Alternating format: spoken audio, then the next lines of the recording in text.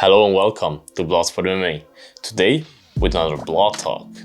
In this episode we will talk about Tony Ferguson and his future. Is it the future? Yes. I said it a few times before, Tony Ferguson is one of my favorite fighters of all time.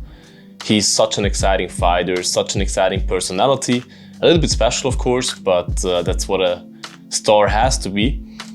And he just fought this weekend. He fought Michael Chandler after a 1-year layoff from the octagon, and he performed well.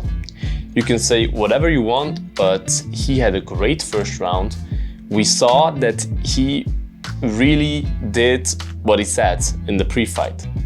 He said that this year that he took off, he had time to think about everything. He went back to his old roots, changed coaches, just went back to his old roots, and that's exactly what I saw in there.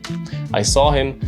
He wasn't vintage Tony, of course. He wasn't the Tony from the 12-fight win streak. He will never be that Tony again because he's over the hill, he's 38. But he showed that he still got it. He can still compete with the top guys in the division. People forget that the 3 losses that he had before were all top 5 contenders. Dariush, Charles Oliveira, the undisputed, undefeated champ. Not undefeated, but you know what I mean. And Justin Gaethje, who just fought for the title. So people don't give Tony the respect that he deserves. Because I don't want to hate on anybody, but he's the opposite to Islam Makhachev. He takes the fight with everybody. He fights top of the top guys. As I said, his last 3 opponents were all top 5 opponents. And he didn't pull out of any fight, even though he had some injuries whatsoever. And I don't know what the ranking of Chandler was. I think it was 6 or something. But Chandler belongs right in there. Chandler is still in the title picture. And Tony hurt him hard in that first round. Chandler said it was one of the hardest punches he ever took. And that means something because Chandler had some wars in there, in the cage. And Tony really hurt him. Tony looked very slick in there. So nice body kicks, fast hands, of course, not as fast as he used to be, but still fast. He used his reach advantage well. He just fought tactical and good. I was really impressed by him, and I would have hoped so much that we saw a 3-round fight, or just more than we saw. Because Tony wasn't able to show everything that he could. The reason for that was that Chandler took him down. And if Chandler goes for a takedown in the first round, you know he's hurt and you know that he doesn't want to be in the stand-up with the guy. Because with Gaethje, he had car crashes, he got hurt like crazy and he didn't shot until the 2nd round, I think. And with Tony, he shot in the middle of the first round. Got him down, beautiful takedown. But Tony looked good from the back. Of course, he took some punches, but not too many. He controlled him good from the ground. He landed some nice elbows from downwards. He just looked happy in there. He looked happy in there again. In the previous fights, he didn't look like he wants to be in there. And that's what changed. That's what I saw again now. Like the same like Tony looked when he was in his prime. He was happy to be in there. And that changed so much. And I just hope that he keeps that happiness to be in there. Even though we all know in the 2nd round, it didn't went his way. But we have to see. We have to address this.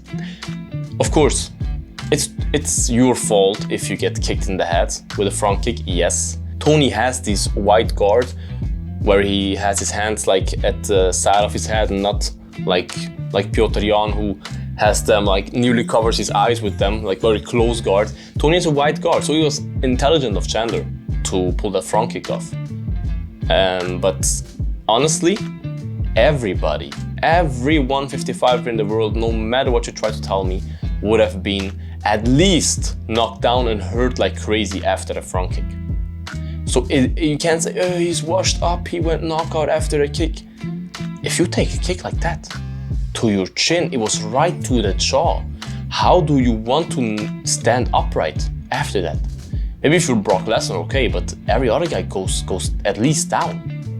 So you can't say he's washed up just because he didn't saw one kick and got knocked out. So in my opinion, Tony should get back in there as far as his doctors clear him, he definitely has to have a sit down with his family and his doctor to clear with his doctor how his health is, if he's still able to compete.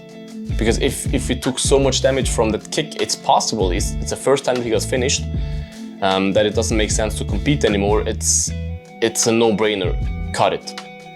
And also, if he has to talk with his family and his family says, hey, please don't go in there again, we can't take this, we are very, very afraid for your health, then of course, retire. It's an option. But I believe that Tony is a very tough guy and that he will be able to go in there again and that he will go in there again. So the UFC, Dana said that before the fight that he will definitely get another fight. After the fight, he said he's not too sure. After that vicious knockout, we'll have to see. But as I said, if Tony gets clear from the doctors, I believe he gets another fight.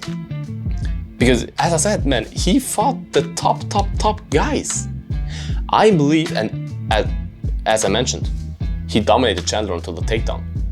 So he can take, I would say, top 10 to top 15 guys would be perfect. Somebody from there. Maybe not the youngest, fastest guy, just like, because he won't fight for the title again. Just give him nice fights that he can still win against good names. Of course, you shouldn't throw him in there with a washed up old guy. He also said he wants to fight at 170, maybe against a Masvidal, something like that, I don't know. He can still win fights like that, in my opinion. He still got it. We saw it. So I would love to see him in there again. I would love to see Tony end his career with 1 or 2 wins. I would love that. It would also be very good for his mental health, because if you're on a 12-fight win streak and then lose 4 fights in a row and get finished for the first time in your life, that will affect your mental health no matter who you are and how tough you are. So that would make me very happy if he would go in there again, get the chance and get it up. But there are other options. If the UFC cuts him, he can go to Bellator. He maybe gets paid better there. And that's what he wants. He wants money for his family, and I understand that. So that will be an option too. The thing is, I don't see Tony having a big career after his fighting career. Like, what should he do? I don't believe he belongs into a movie. I don't believe it. It's possible, but I don't believe it. Maybe documentation about him, okay, but he does not belong to a commentary booth, in my opinion. And I don't know him personally, but I don't think that he's that marketing and business mastermind like Conor McGregor, who's able to build multi-million-dollar brands. But of course, with a business partner, it could be a possibility for him. It could be a possibility because his brand is still very, very famous and everybody loves him. If you talk with MMA guys, as long as they're not filthy casuals, they will love Tony, or they will at least like him and respect him. Hey, I love USA. USA respect. I don't know, there are so many possibilities, sunglasses brand, whatsoever. Just a business would be nice for him, of course, but I believe he needs a good business partner at his side that helps him with that, otherwise it won't go too good.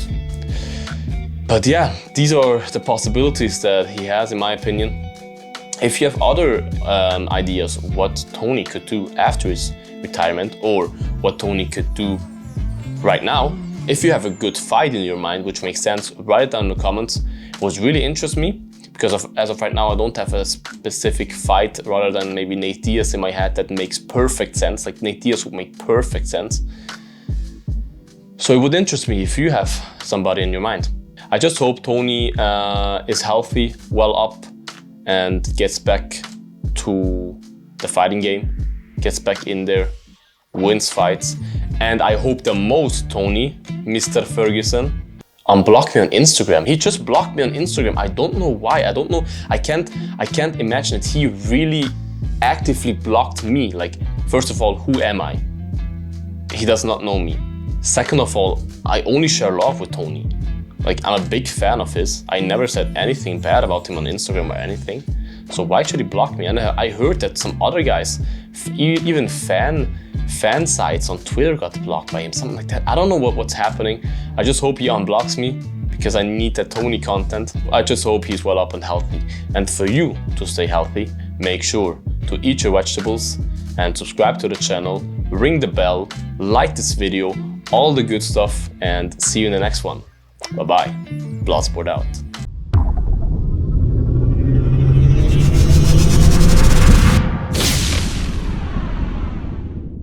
Eat your vegetables.